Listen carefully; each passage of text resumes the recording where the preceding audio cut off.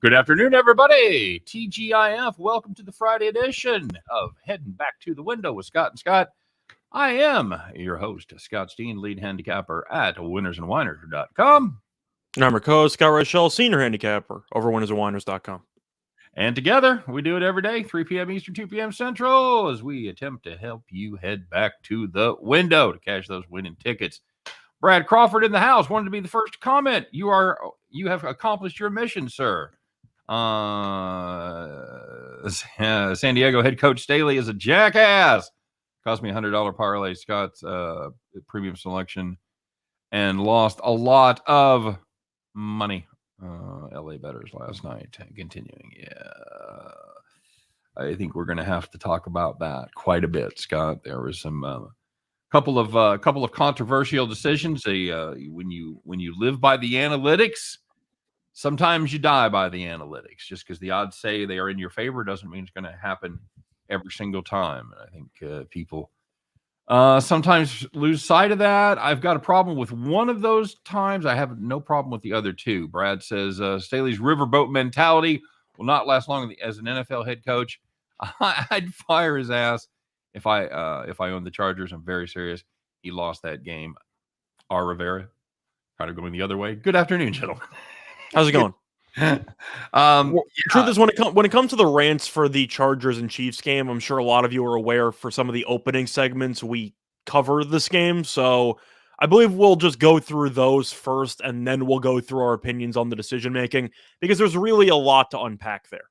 Yep, there is. Let's get it rolling, bud. You hit the nail on the head. We've got a I don't know a bet on this game that pretty much wasn't a bad beat or a lucky cover.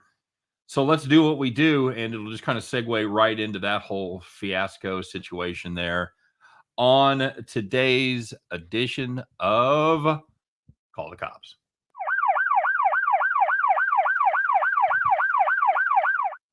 By the way, everybody, I want a quick reminder. If you don't like and subscribe today, everybody's going into health and safety protocols. Okay? Just saying. You're all going on the injured list.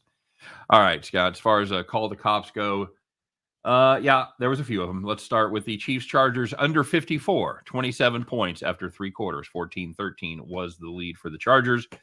29 points in the fourth quarter, 6 points in overtime. That game landed 62.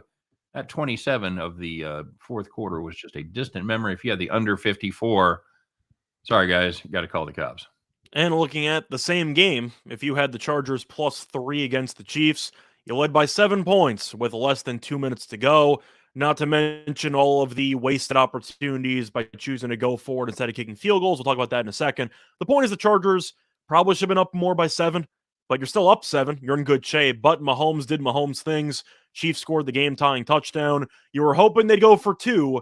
They did not, and the Chiefs won the coin toss and ended up scoring a touchdown. So if you had the Chargers +3, see you later. As my son said last night, it's going to be a good day on Twitter for all the old heads. As Andy Reid, the oldest of old heads, goes for the tie, wins it in overtime. And Staley, the newest of new heads in the new wave of analytical-driven coaches, goes for it 3 times and fails. And a good day for the old heads. I feel like we're going to talk about that game more from Staley's perspective, but I do want your thoughts. As a Chiefs fan, did you want them to go for 2 there? I'll tell you in a minute. Okay. I'll tell you just a minute. Let's finish up here. If you had the Devils, if you had the little Devils on the puck line, the reverse puck line, +1.5, playing the Golden Knights, it trailed by 2 goals with less than a minute and a half left. Devils pulled the goalie, scored with 11 seconds left. However, the goal was challenged, overturned due to offside. Somebody had a toe in front of the blue line. Devils ended up losing it 5-3. They didn't get another one. If you had the Devils +1.5, you thought you were there, you thought you had it, and you're like, oh, shit. Don't worry about it. They probably would have had an empty netter as you tried to go for the tie anyway and broken your heart even more. So Devils +1.5, they probably did you a favor, but call the cops. That's so brutal, because how often does the team you bet on actually score a goal once they pull the goalie? Not that often. You finally got one, and Vegas decided to not only ignore the fact they were still winning, but went out of their way to challenge it just for the hell of it. And it's like, nope, goal doesn't count. See you later. They're Vegas. If any team's going to be aware of the betting ramifications, it's got to be the Golden Knights, right? All the owners had puck lines, so they had to try to back the puck line there. So as far as the Chiefs go, and the Andy Reid making that decision about not going for it on fourth down after they tied it or had the potential to tie it, first of all, I knew there was no chance. The 2-point conversion, but yes. Yeah, I knew there was no chance he was going to go for the 2-point conversion. Absolutely none. That's not what Andy Reid does. Even though every Kansas City Chiefs fan has the New England AFC Championship game still fresh in their mind, as the Chiefs lost the coin toss after a furious second half comeback and never touched the ball in overtime. So someday we'll do a whole show and just rant about the stupid fucking NFL overtime rules, but that day is not today. But as far as Andy going for it, personally, no. I would have rather taken our chances with a coin flip. Just too much weird shit happened last night. I normally have confidence in that offense to get 2 yards at any time. Something felt weird about that chance. So I knew on the off chance Andy somehow, I wouldn't have liked it. But analytically, if I'm betting on a team, if it's not a team in my heart, if I'm betting on a team, I absolutely want them to go for it there. But I feel like we're on the same page there. I'm not surprised the Chiefs ended up kicking the extra point because the Chargers just kept fumbling over themselves. So I feel like if you were just going to take your chances and hope that even if the Chargers won the coin toss, they would be faced with probably another fourth down, maybe be held scoreless, maybe kick a field goal. But they really had a hard time actually getting into the end zone with all the chances they had. So I'm not surprised either that Reid decided to kick. No, not at all. It was very Andy Reid, no question about it. Okay. So before we go full rant, we're going to finish up our segment here. Let's talk about who was where you want to be, who was in the lazy boy, who was sitting in a nice Thursday night rocking chair.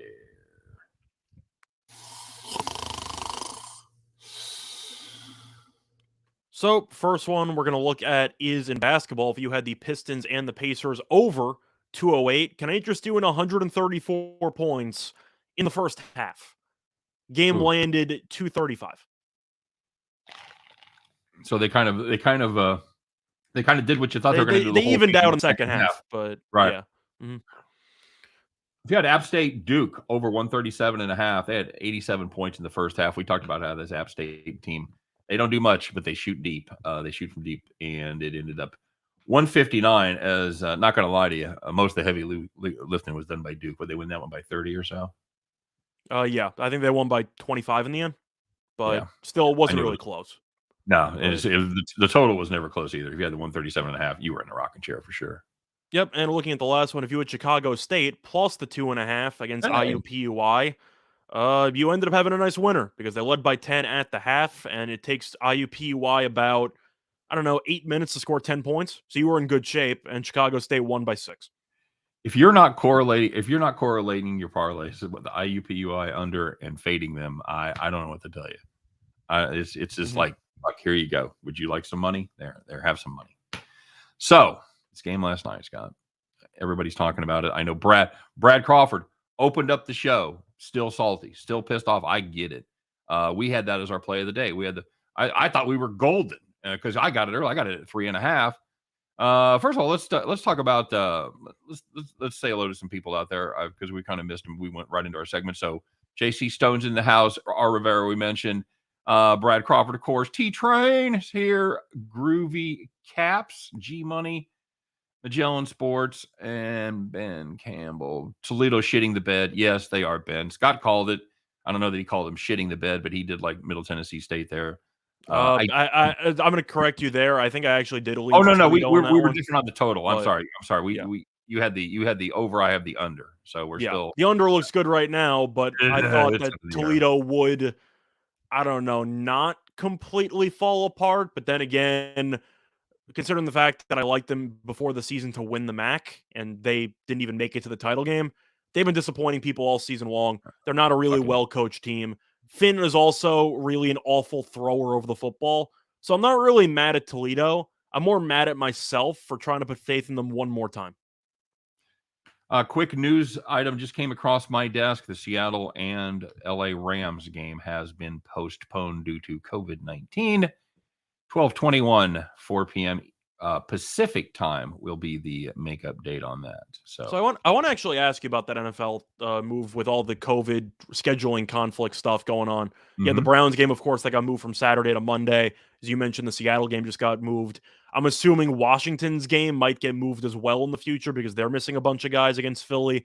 Right. Is it a good spot to potentially bet on the or gamble with the COVID riddled teams because you're getting a good number plus points when they might get a decent amount of guys back because they're delaying the game 2 to 3 days? Yeah, I mean, if you can get ahead It, of those moves, if you can kind of it's a read the slippery tea leaves. slope. Yeah, it's Yeah. a slippery slope, but I'm asking if the Browns were plus 3.5, assuming the game was on Saturday, and now it's moved to Monday, is it worth trying to grab a piece of Browns plus 3.5, for example, because you might get more than half the guys who are supposed to miss the game back in action? I think it's Yeah, definitely an interesting discussion. I see what you yeah, that's absolutely true. T-Train has a question that kind of ties into that. I want to say a special hello to Sebastian, so who says go Chiefs. Yeah, baby. As a fan, absolutely. As a bettor, not so much. I like the Chargers in that spot. Like I said, Joan said she thought the under was going to hit right up the time. They scored the touchdown with about a minute left. Yeah, I thought I was absolutely fucked on the total. No question about it.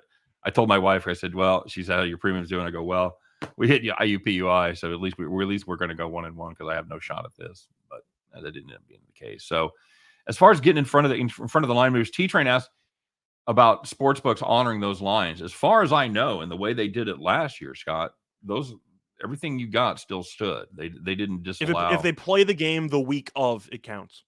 That's what it says, and that's what it says in the rules. It has to be played in the same week. So unless they declare some kind of special event or something where all bets are voided, but they didn't do it last season. So Mhm. we'll see. Love the COVID schedule. We have the NFL like every day now. I don't disagree with that. Last year when we had the games on Monday, Tuesday, Wednesday, Thursday. Fuck, I'm sorry. Yes, it was horrible to have to see, but as a fan, yeah, I like to have the NFL every day. At least bet the farm covered. Damn right, Joan. That saved her. Okay. Well, cool. We are on a bit of you and I are both we've been cold, Scott, and we have been pretty much on in fuego for the last week and a half or so, both Feels per- personally good. and on the farm. Yeah, it does feel good. 10-1 last 11 on the farm. I think my premiums are 13-3-2 last week plus. So yeah, we're waiting for the hammer to drop. Only COVID can beat us now. So I don't know. We'll see. As far as the going for it last night, the two times whether it was 4th and 1, 4th and 2, I'm totally fine with that. The numbers We support. actually agreed. We had the same exact opinion because I texted you asking what your thoughts were, and we both had the same exact reaction. 4th and 1, 4th and 2, we're fine with it. Maybe the field goal before half you can make an argument for, but I didn't really have a big issue with them going for it there. The issue I had was the first drive of the game, and we agreed on it. If you're Yep. outside of the 2 or 3 yard line, you're really going for it on 4th and 5. Yeah, Really? we put it into we put it in a buddy of mine because we were arguing about this on one of my text chains, and my buddy put it into the Twittermatic probability calculator where you Yeah. calculate win percentage. Mhm. And 4th and 5, I estimated it pretty correctly. I thought it had about a 35% success rate. It has about a 33.8% Mhm. success ratio going for it on 4th and 5. However, according to the Twitter bot, it says your win percentage probability is 43% if you go for it, and it's 40% if you do not. There's a 2.8% difference that favors going for it on 4th and 5. I don't think I buy that. I really have to open up the hood and get deep in the numbers to explain why I don't think that's an accurate representation of win probability. But I think if you're going for something that has a 34% chance of success, it's got to be. By the way, it's got to be 44% to make it a plus EV play. Okay, to take the 7 points versus the 3 points, it has to be successful 44% of the time. That's my math. But when you figure win probability in, that's where it gets a little hinky. So without doing an hour on the math behind the math, I will just say that I don't think that is a plus EV play to go for it 4th and 5. I would have kicked it first drive of the game. Get your defense a lead. Let them get out there, see what happens. So I would have kicked it on the first drive. The other ones I was fine with. Now, the one before half, you can make an argument for kicking it. But once they ran the QB draw on 3rd and goal, you knew they were going for it on 4th down. That was just an automatic decision. So I'm not surprised they went for it there. I just have an issue with the play calling. I thought some of those play calls on 4th down were absolutely atrocious, even from Andy Reid, because you have 4th and goal or 4th and 1, at the 2-yard line, and you bring Hardman on the motion, and you're going to try to quick throw it over there, and he was open. It was a terrible throw. It happens, but you did a QB sneak with the tight end in the first half and picked up 3 yards, no questions asked. Right. Why can't you just sneak it up the middle? Why do you have to throw the ball in 4th and inches? I don't understand. I never could figure out why you just don't line it up in heavy 3 times in a row when you're that close, especially because you could get a just first endless down. Shotguns. Yeah, it's endless shotguns. Go under center. Herbert is 6'5". A QB sneak wouldn't kill you. That's all I'm saying. No, I agree. THC is RZA. I actually have a premium play on that Virginia Tech St. Bonaventure game. So yeah, I treat everything analytics based on Harbaugh. I think Harbaugh, in as far as I'm concerned, is the master of analytics for the NFL. Would you agree with that? Certainly, he certainly was ahead of the curve. Absolutely, yeah. So my argument is, do you think Harbaugh goes for it on 4th? Sean Payton as well, by the way. Do you think Harbaugh goes for it on 4th and 5 there on the first drive? I don't. I think he's kicking. Nope. I think he's taken the 3. I understand the mindset behind it. You've had this huge kick return. You want to get off to that quick 7-0 start. I get it. You're playing the Chiefs. Touchdowns are probably going to be what's needed. Field goals probably aren't going to win the game. I understand all that thinking behind it, but if you're going to play by the math, I think you have to play by the math. And despite what the Twitter probability bot said for my buddy sent me last night, I don't think that's a plus play. I just don't, Scott. There's no. If you're in the mid 30s of making it, I just don't see how that's plus EV. Sorry. I agree. As you said, the number was around 44 in order for it to be plus EV. Yep. I'm usually going around. I'm usually going around 50. I'm looking at, if you have like a 50-50 shot, then you go for the bonus points. If not, then you can play it safe. It's the first quarter of the game. You don't have to just 4th and 2.5 or less is a 54% probability. Yeah, anything 50 or over, I'm fine with. Yeah, that's exactly right. In other words, Toledo has a 0 chance of winning. Yeah, that's pretty much true. Toledo's not coming back, and they're definitely not covering the 10. So, well, that was the takeaway I had, and the reason why I lost the win total on Toledo this season. Finn, not a good quarterback. Not good. You, me, and the comment section are off to a poor start. I'll just say that. So far, well, we'll see if the over gets there, because I can potentially split the thing. But do you think it's good for a quarterback to be 9 for 26 in a bowl game? I do not. I do not think that is good. That is what Finn is right now. He's 9 for 26. These coaches just rely on analytics. A good approach has his finger on the pulse at all times by the feel and use of analytics. See, that's the way I handicap. I'm a mix. I straddle the two worlds of analytics and observational, and I think that's the way you have to be as a head coach. You can't even Kevin Kelly punted this year, Scott. Even Kevin Kelly said, "You know what? I'm willing to learn." He put a punt returner back there. He never did that before. He punted a couple times. So even the master, the guy who basically invented this whole fucking thing, even he has had to change a little bit once he got to the next level.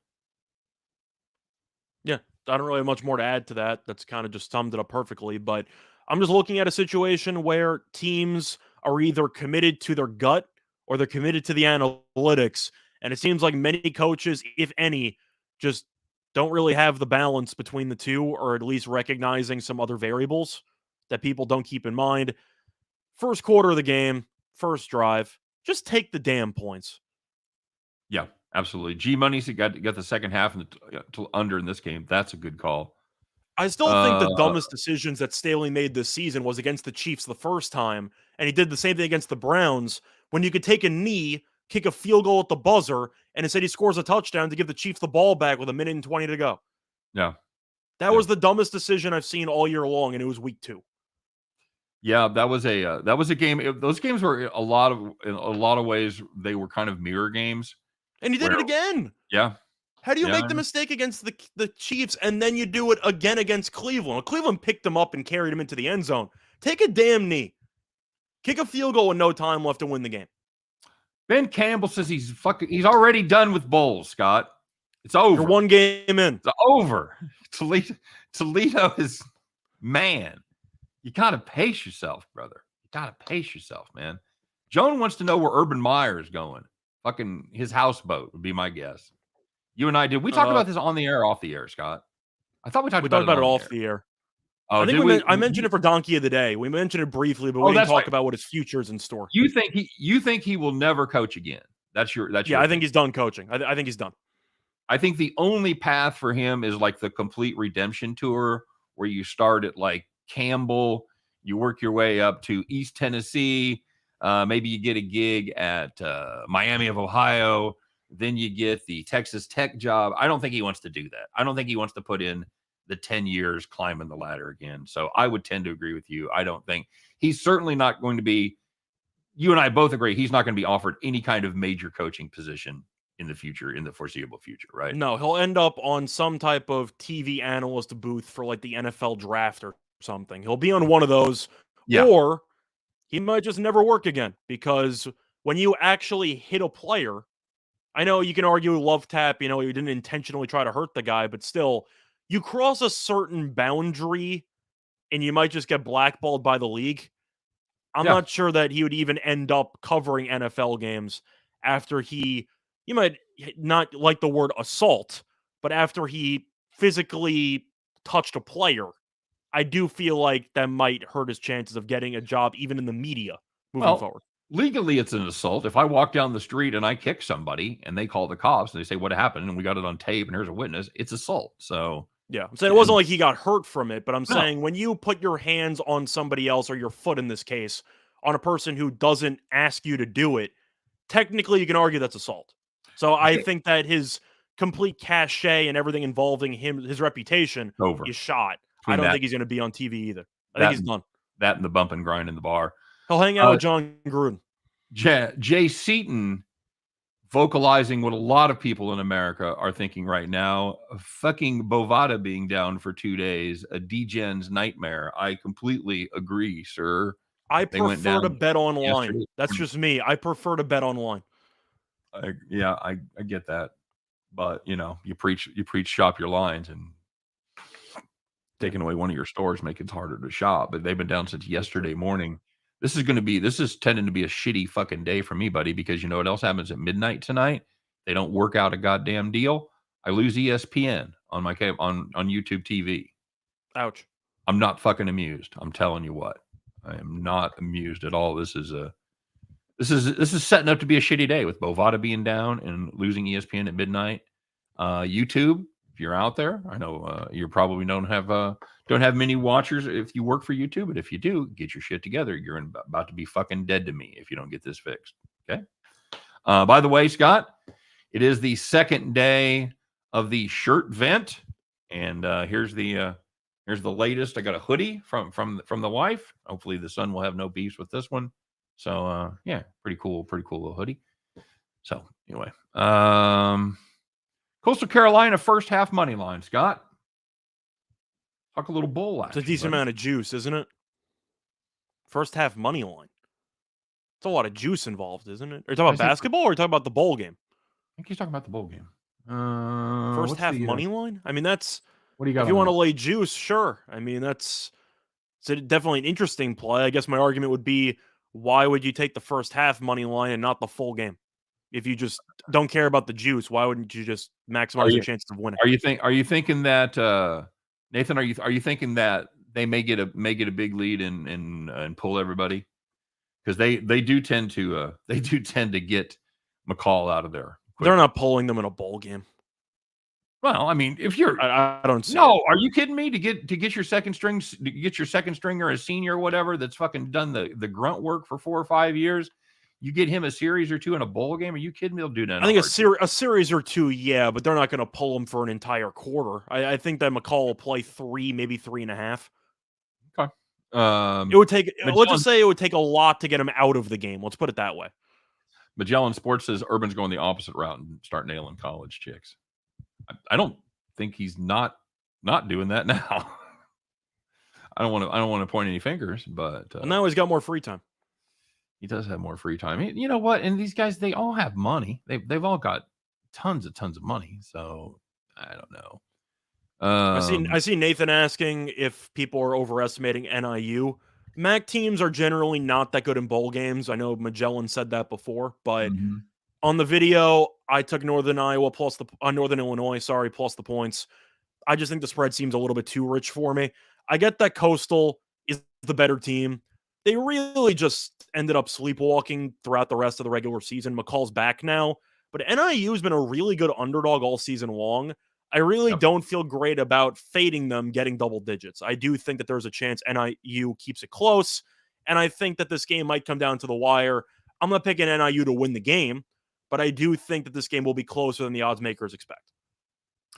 Well, that's been Northern Illinois' MO, like you said, all year long. They have stayed close in games. Now the exceptions are when they get gashed on the ground. They gave up 360 to Kent State. They lose that game outright and did not cover. Then they give up 298 to Western Michigan, 6 yards a carry, and they got doubled up by the Broncos 42-21 as a 7-point dog. So that's what I worry about. If I'm a Northern Illinois fan, I worry about that defense that cannot stop the run going, because everybody has the perception of Coastal Carolina and Grayson McCall being the throwing team, but they are the fifth best rushing team in the country. They're behind Northern Illinois.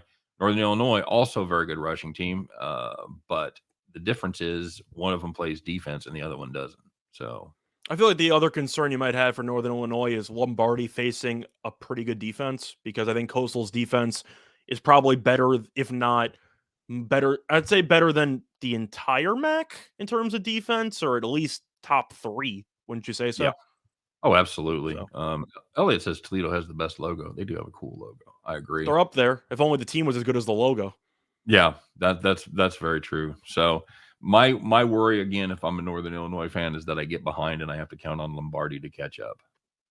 That could be a bad situation for bad things to happen. So that's true. Yeah. Oh, there it is. Yeah. Magellan Sports said the same thing. NIU in catch up mode.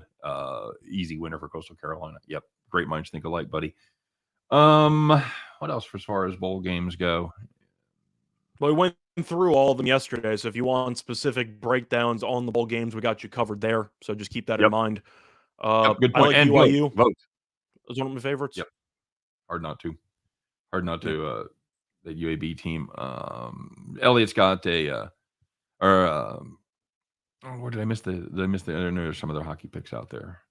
Rangers money line straight bet as a dog facing Vegas off a back-to-back. Yeah, I don't hate any of that any time taking the Rangers. Rangers scare me a little bit, because ever since Igor got injured, the goalie situation has not been pretty. So I am a bit concerned. I'm not a big Georgiev guy. I don't think he's very good. The third stringer hasn't been good either. Vegas is on a back-to-back. They did play in Jersey, though, so there's really not much travel involved, but you have to wonder about fatigue. I'd stay away from that. I get you're getting a decent price with the Rangers.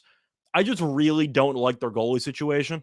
So that's kind of my, I guess, one reason why I'm hesitant on taking that. I see somebody asking me about St. Mary's minus the points and the Grizzlies minus the points. James, that was my play of the day. So I got the Grizzlies. So I like them in that spot. And as for St. Mary's, it should be a low-scoring game. Do you think that they're going to take care of business tonight? I do think that game should be pretty close. Yeah, I think that's gonna be one of the better games of the night. Certainly an underappreciated game. They've got the Elliot's got the Ducks and the Penguins tonight.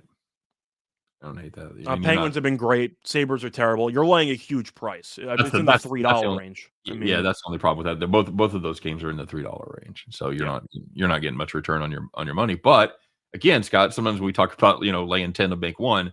When something is a good solid play, you can't let the juice scare you away like that. That is true, and Penguins have been on a nice winning streak. I'm not a big fan of laying huge money lines in hockey compared to other sports, because anything could happen if your goalie has an off night. But I do think the Penguins in regulation or on the puck line is tempting. Grizzlies I like for basketball, because I don't know how I don't like the Grizzlies. The Kings have half the team out either for COVID or for injury purposes. So I do think that the Grizzlies have some value there. I saw somebody asking before about the about which one? Sorry. Somebody's talking about the Jazz tonight. The Jazz. It's a lot of points. The Jazz played with their foot a little bit against the Clippers before pulling away late. I'm not a fan of San Antonio. They got run out at home against Charlotte the other night with no LaMelo playing. Utah should cover, but every now and then they find it a bit difficult to cover those huge numbers. Maybe a Utah team total over, I don't mind, because San Antonio defensively has been quite underwhelming and they play at a fast pace. I think Utah could potentially score 120 tonight. Yeah, I think that's possible. I mean, that's the problem with the number being in the 11.5 range. I'd feel a lot better about being at 9.5 or 10. That's why I'm looking at a team total. I feel like if you're expecting Utah to score which I think they will, then you like the team total.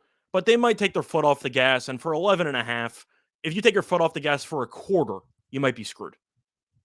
Yeah, you could also go the other way and take San Antonio team total under there too with the Utah defense. I don't hate that. Money line Grizz, Jazz, Penguins. Yeah, I'm okay with that.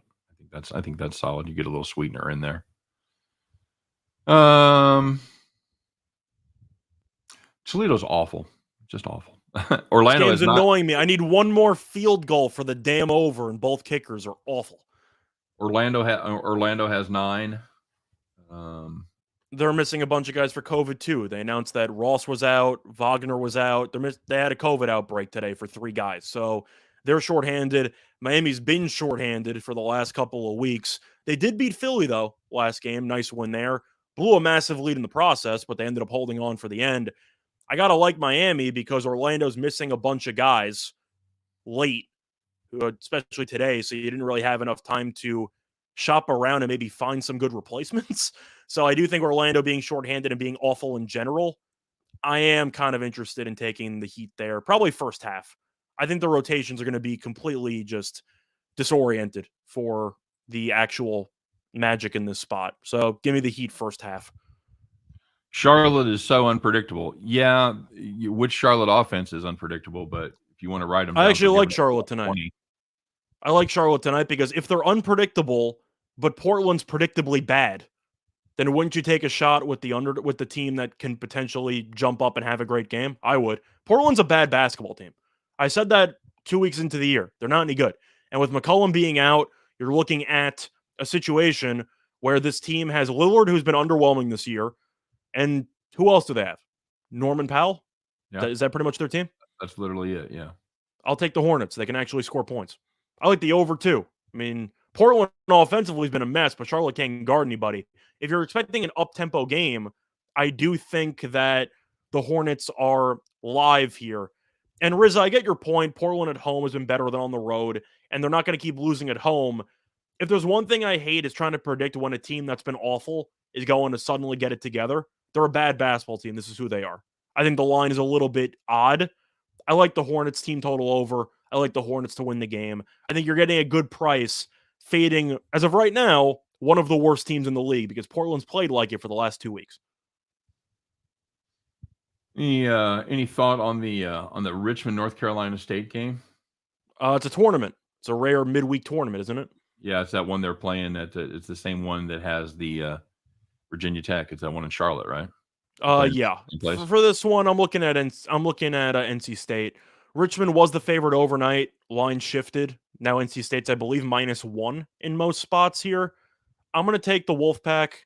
If you're seeing a favorite switching overnight, it's usually pretty telling. I'll take the Wolfpack. Got the Wolfpack there. Yeah, you. If you're switching favorites on an overnight, it's pretty telling to me. Yeah, I'm okay with that. This is a Richmond team that's been just a little bit overwhelming.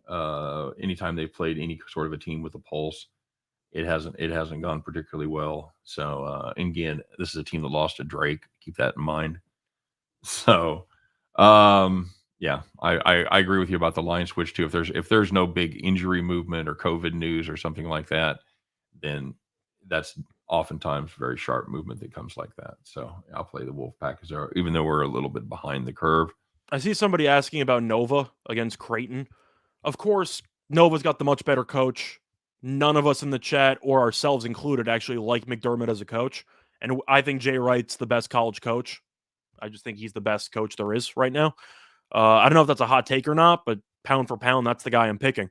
But I do question the travel spot because we know Creighton is really, really good at home. And that's kind of been their MO in Omaha. I think that the line does appear a bit short, but who has Creighton beaten over the last couple of weeks? Their big win was against who? BYU, who turned out to be fraudulent. I think Villanova should win the game. They should cover. But I am looking at that spot in Omaha where they might struggle a bit because they have in recent years. But this Nova team is a lot better than this Creighton team. They should cover, in my opinion. You don't worry about that 20-point loss to Baylor. You think Baylor's just that good? Baylor was my pick to win the championship 3 weeks ago. So no, I said that if you have if you have Baylor at 20-1 or higher to win the title 3 weeks ago, take it because this team is really, really good. So no, I'm not concerned by the actual Baylor performance.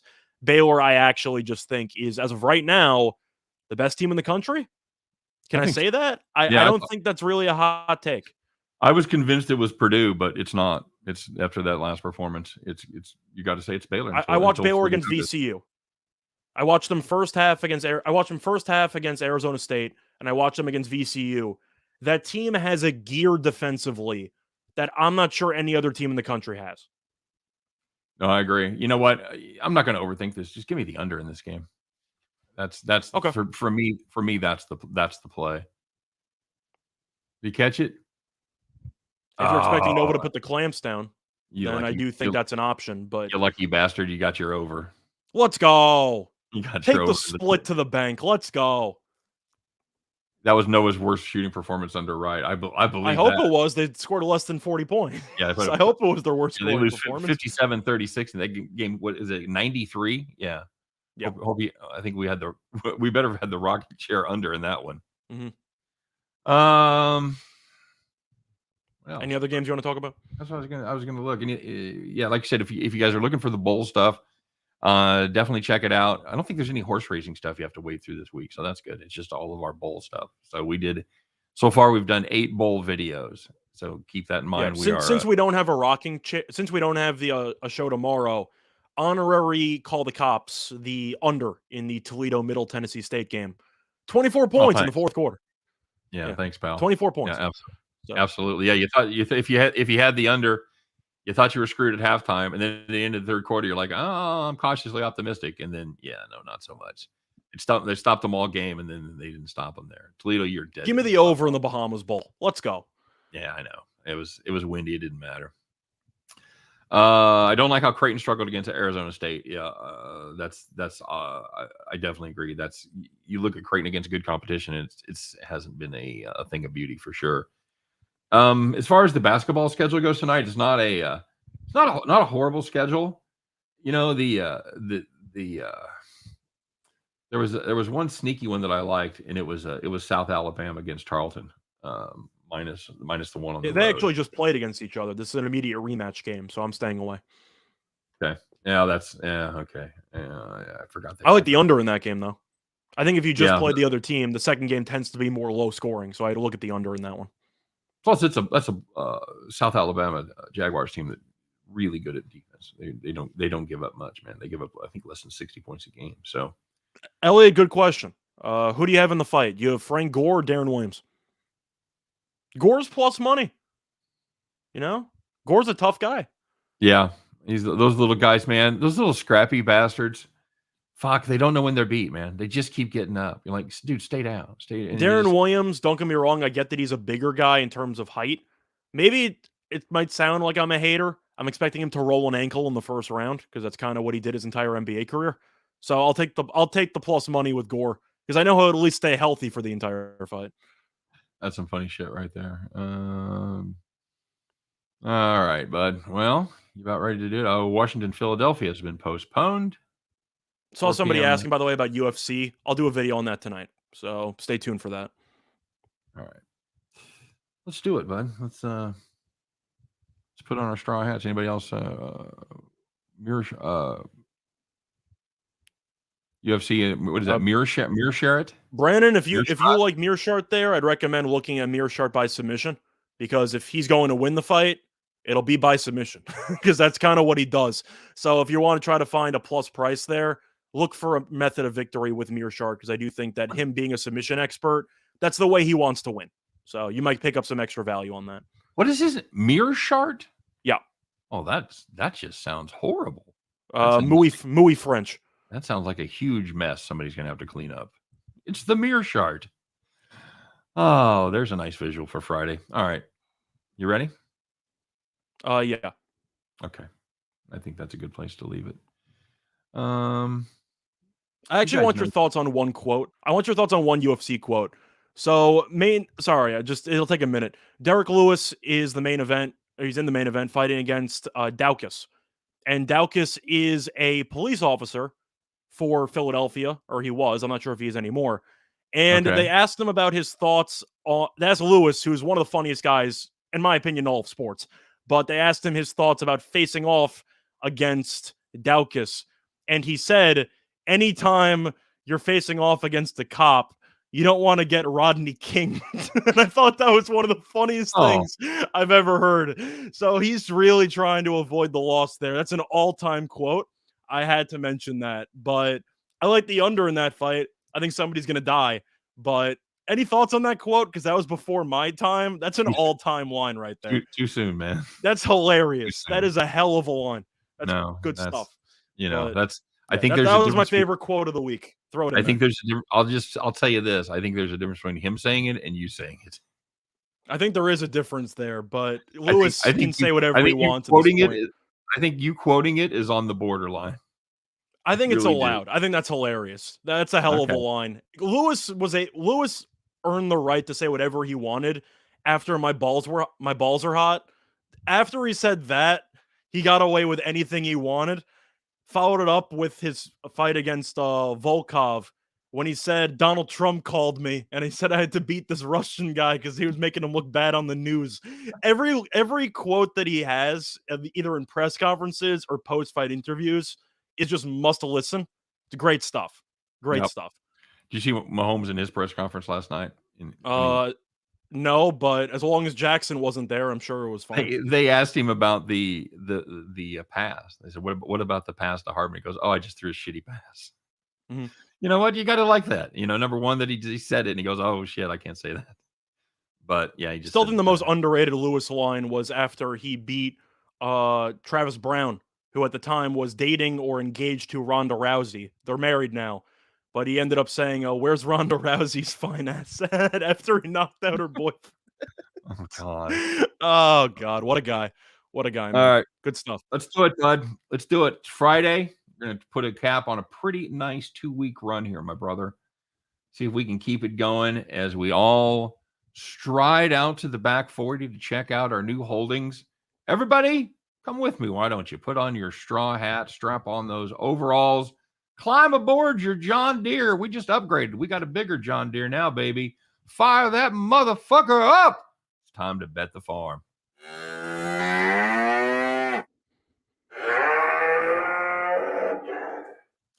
All right, Skeeter, you know the drill, baby. Keep them coming. What do we got? So yesterday we had Jackson State plus the points. They went to overtime, which is a good sign when you're getting double-digit points, and we won. Very nicely done.